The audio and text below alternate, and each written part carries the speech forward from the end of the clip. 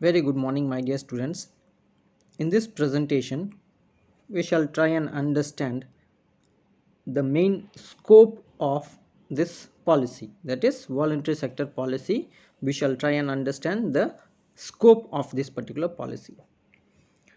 எல்லோருக்கும் காலை வணக்கம். இந்த வாலண்டரி செக்டர் பாலிசி அப்படின்னு சொல்கிறோம் இல்லையா, 2007 உருவாக்கப்பட்ட ஒரு பாலிசி. அந்த பாலிசியோட முக்கியமான ஸ்கோப் என்ன, எங்கெல்லாம் இது அமல்படுத்த வேண்டும், எங்கெல்லாம் இது பொருந்தும், யாருக்கெல்லாம் பொருந்தும் அப்படிங்கிறத பற்றி நம்ம இங்கே பார்ப்போம்.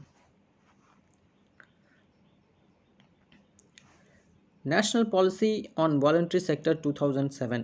As I said, this policy was introduced in the year 2007. 2007 உருவாக்கப்பட்ட ஒரு பாலிசி.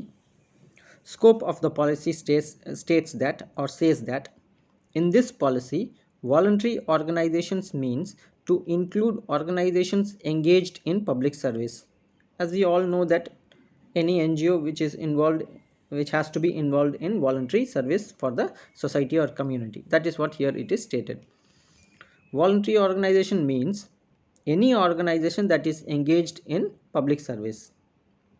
எந்த ஒரு தொண்டு நிறுவனமாக இருந்தாலும், எந்த ஒரு வாலண்டரி ஆர்கனைசேஷனாக இருந்தாலும், வாலண்டரி ஆர்கனைசேஷனாக யாருன்னு நீங்கள் சொல்கிறாங்க, என்னன்னு சொல்கிறாங்க, எந்த ஒரு நிறுவனம் வந்து மக்கள் சேவை பப்ளிக் சேவையில் இருக்கோ அதை தொண்டு நிறுவனம், வாலண்டரி செக்டர் அப்படின்னு நம்ம சொல்கிறோம்.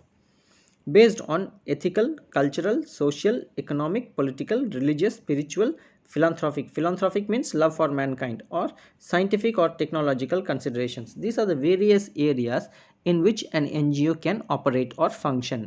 இந்த குறிப்பிடப்பட்ட இந்த தலைப்பு கீழெல்லாம் என்ஜிஓ வந்து செயல்படலாம் அப்படின்னு சொல்கிறாங்க. Voluntary organization include formal as well as informal groups.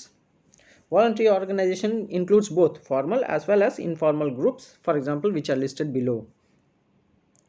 So இந்த வாலண்டரி ஆர்கனைசேஷன் அப்படின்னு பார்த்தீங்கன்னாக்கா முறை சார்ந்த நிறுவனம், முறை சாரா நிறுவனம் ரெண்டும் கூட இருக்கலாம். அப்போ அது என்ன அப்படிங்கிறது இந்த கீழே குறிப்பிடப்பட்ட ஒரு 6 பாயிண்டில் சொல்கிறாங்க. Number 1, the scope is community based organization. Any organization which is based on community or community based service oriented organization, this particular organization will come under the purview of this voluntary sector policy 2007. சமூக சார்ந்த தொண்டு நிறுவனம், ஒரு particular சமூகத்துக்கு சேவை செய்யக்கூடிய ஒரு நிறுவனமாக இருக்கக்கூடிய ஒரு அமைப்பு, ஒரு நிறுவனம், அவங்க வந்து இந்த வாலண்டரி செக்டர் 2007 அப்படிங்கிற பாலிசிக்கு உட்பட்டு வருவாங்க. ரெண்டாவது, நான் கவர்மெண்டல் டெவலப்மெண்ட் ஆர்கனைசேஷன்ஸ். நான் governmental development organisation, any private organization. Non-government means any private organization which is meant for the development of the society or development of a particular target group. They can also be covered under this purview of voluntary sector policy 2007. அப்போ அரசு இல்லா நிறுவனம், தொண்டு நிறுவனம் சொல்கிறோம் இல்லையா, அரசு சார்ந்து இருக்காத, அரசு இல்லாத ஒரு நிறுவனம், யார் வந்து சமுதாய முன்னேற்றத்துக்காக சேவை செய்கிறாங்களோ அந்த நிறுவனம் எல்லாம் இந்த வாலண்டரி செக்டர் பாலிசி 2007க்கு வரம்புக்குள்ளே வருவாங்க அப்படின்னு சொல்கிறாங்க. The third organization is charitable organizations. Charity means to give alms, ALMS, to give help. Any NGO which carries out its activities on the basis of charity to poor or charity to the needy, they are also covered under this voluntary sector policy of 2007. Charitable organisation அப்படின்னா தானம் செய்யக்கூடிய நிறுவனம். எந்த ஒரு தொண்டு நிறுவனமாக இருந்தாலும் சரி, தானம் அப்படின்னு ஒன்று செய்கிறாங்களோ, பணம் இல்லைன்னா பொருள் தானம் செய்கிறாங்களோ, மக்களோட சேவைக்காக, மக்களோட கஷ்டத்தை போக்குறதுக்கு, ஏழை எளிய மக்களுக்கு, அந்த மாதிரி நிறுவனமும் இந்த சட்டத்துக்கு உட்பட்டு வருவாங்க அப்படின்னு சொல்கிறாங்க. Then support organizations.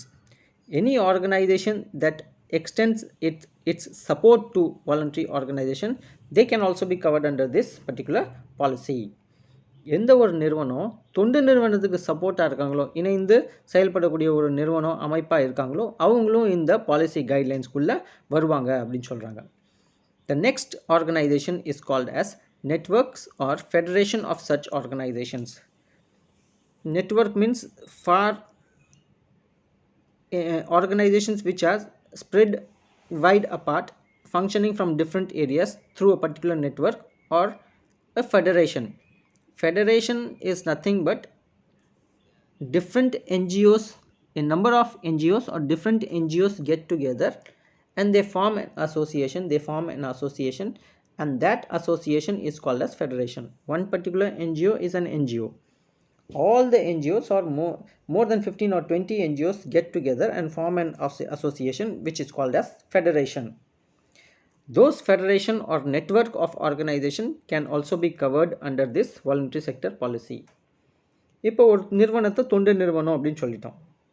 இப்போ தொண்டு நிறுவனத்துக்குள்ளே நிறைய தொண்டு நிறுவனத்துக்குள்ளே நெட்வொர்க் இருக்கும். அவங்க நெட்வொர்க் மாதிரி ஒன்று வச்சு செயல்படுவாங்க.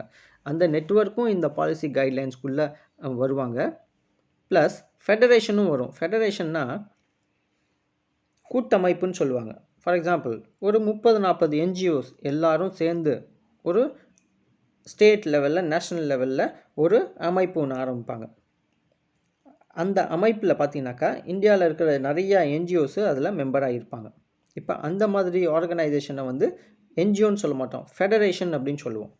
இப்போ அந்த மாதிரி ஃபெடரேஷனும் இந்த national policy and voluntary sector 2007 அப்படிங்கிற வரம்புக்குள்ளே வருவாங்க அப்படின்னு சொல்கிறாங்க. அதான் ஸ்கோப்.